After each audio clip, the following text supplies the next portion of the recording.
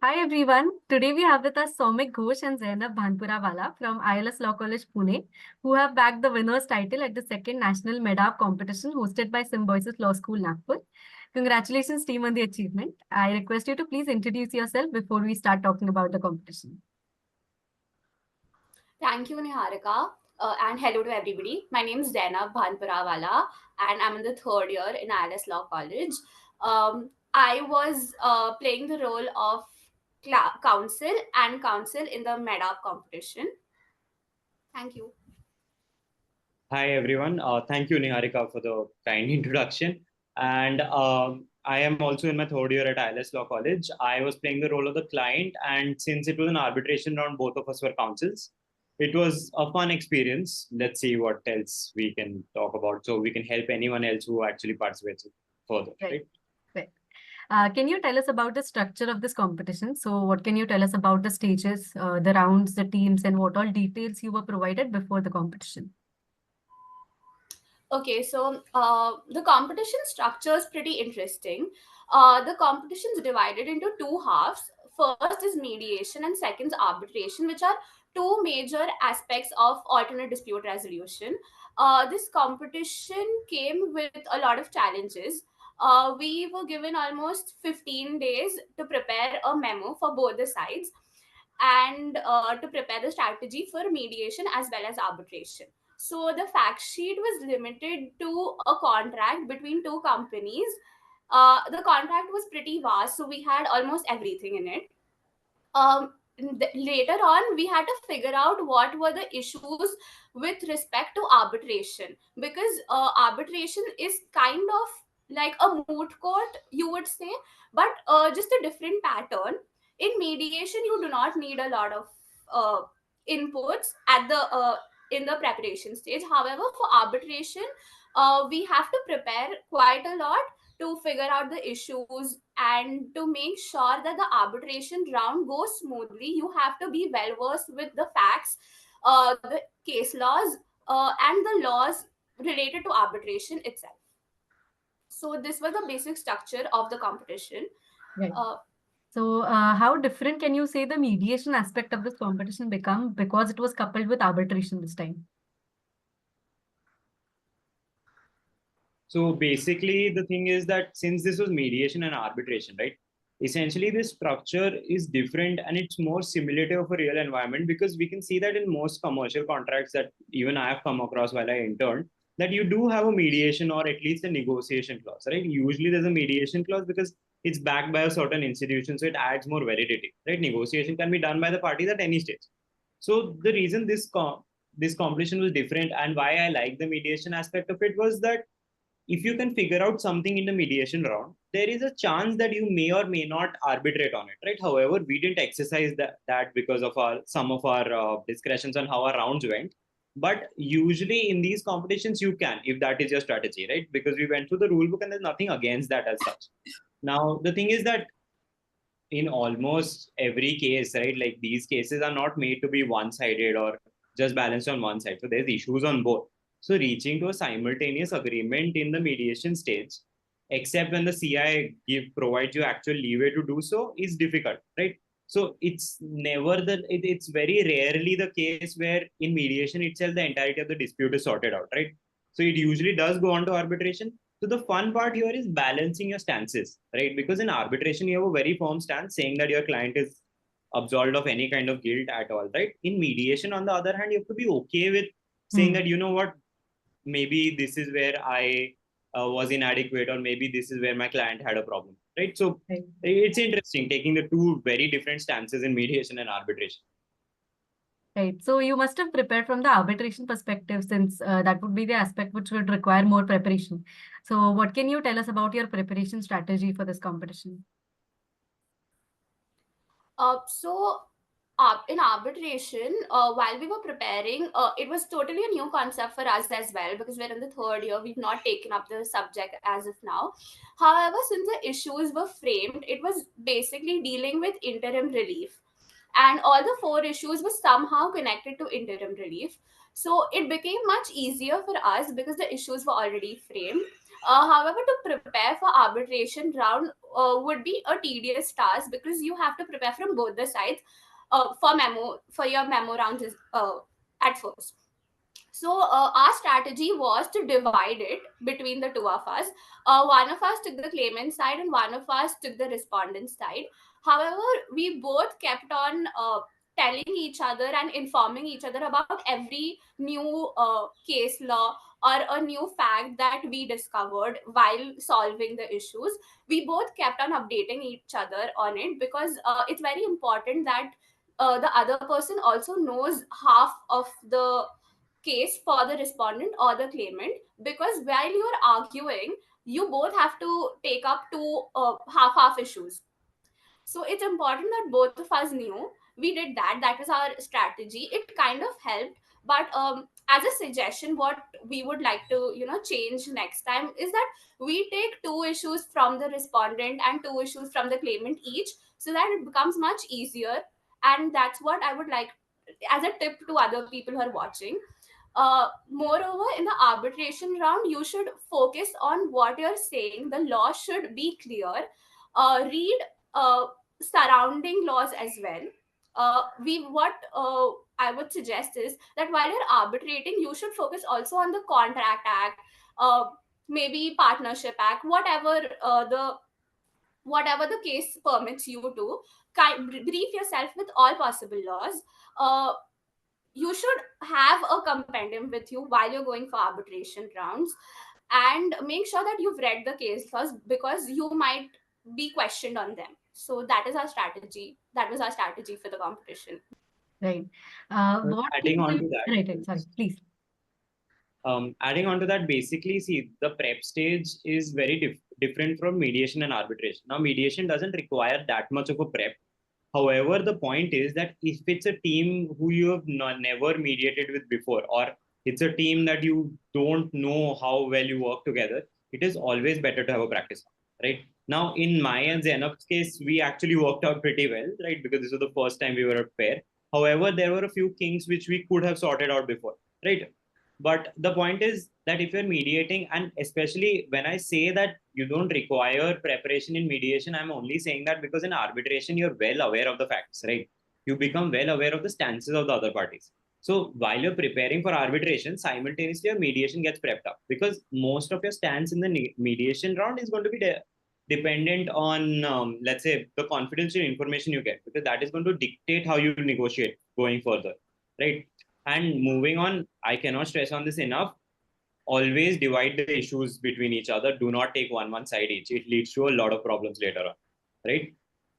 So that's pretty much it. And in the prep stage, just remember that when you're doing the law aspect of it, it's very easy to either get caught up in entirely the law aspect or in entirely the factual aspect, both of which are wrong, right? You can't stress only on one, right? Which we did do at certain instances, right? In certain issues, we only focus on the facts. In certain issues, we only focus on the law. There should be a healthy ratio and a proportion of each, right? You have to make sure that happens, because that is what we would also do very differently in the next competition. Right. So, what things do you think a mediating pair should continuously remind themselves of? And so, what do you think differentiated you from your competitors? So as a mediating pair, we were quite well versed with the facts, as he already mentioned. However, before we got our CI, we were already in a mindset that what our strategy would be, how we will speak, who's going to speak first, who's going to speak later on, to make sure that there's no confusion during the rounds. So when we got a CI, we made a quick plan of what our uh, offers are going to be. We wrote it on a paper. uh, we also added extra information or extra stuff which we might later on use but not use primarily during the rounds. As a client, as a counsel, I'm so sorry, as a counsel, I made sure that Soumik gets a major portion to speak, because as a client he has to be more expressive, and as a counsel you must make sure that you do not interrupt or you do not put offers for your client. majorly you also question the other party, that you try to take out information on how the offer of the other party is benefiting your client, so that would make you a better counsel. Moreover, you should also like make sure that while you both are there in the rounds, always have a paper and pen with you to write if somebody, if suppose the client or the counsel maybe they miss something here and there, so the client or the counselor, each of us can provide a, you know, a quick answer and you do not fumble in the rounds. So that is more important. That's it. Right. So how did the arbitration round go? So was there any point where you felt stuck during the rounds, or how was it very flawless? Well, I mean, going to the arbitration round, I would say that the mistake we made was that we got overwhelmed.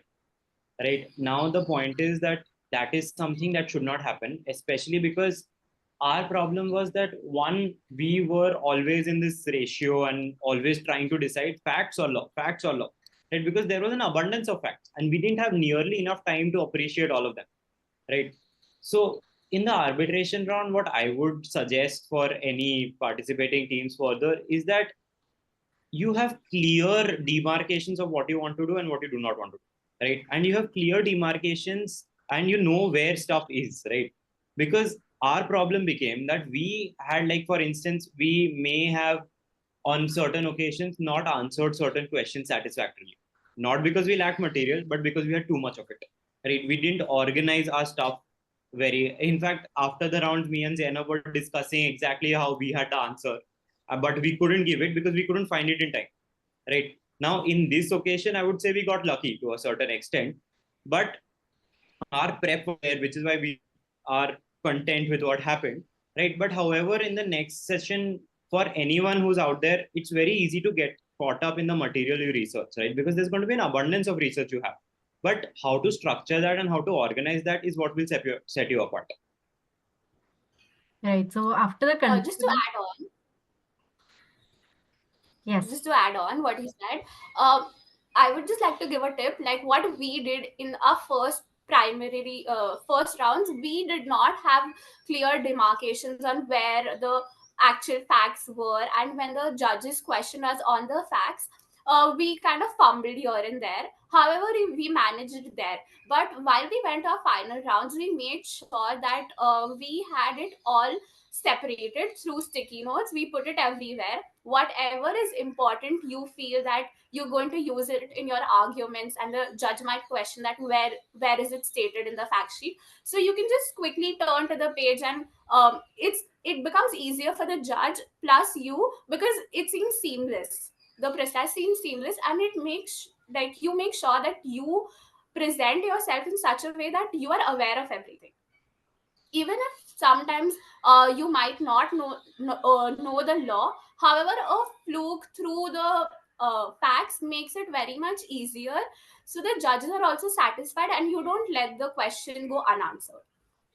And make sure that your teammate, whoever it is, right, keeps on listening to your arguments, especially if you're sitting while your partner is arguing. You sit, you listen to the entirety of the questions, you sort through the reference book, you give any assistance that is required. That is what me and Zainab were constantly doing. In fact, at multiple occasions, the other one of us just came up with an answer, which we probably did have the arguing counsel, but we were kind of missing or trying or didn't stress on enough, right? This will get you a long way. So what can you say was the one learning you took back home? We need to be more organized, right? So the thing is, that is something which is my learning, is because the point is that I, to a certain extent, feel that we didn't get to present our case as well as we hoped to, right? We did have the case, however,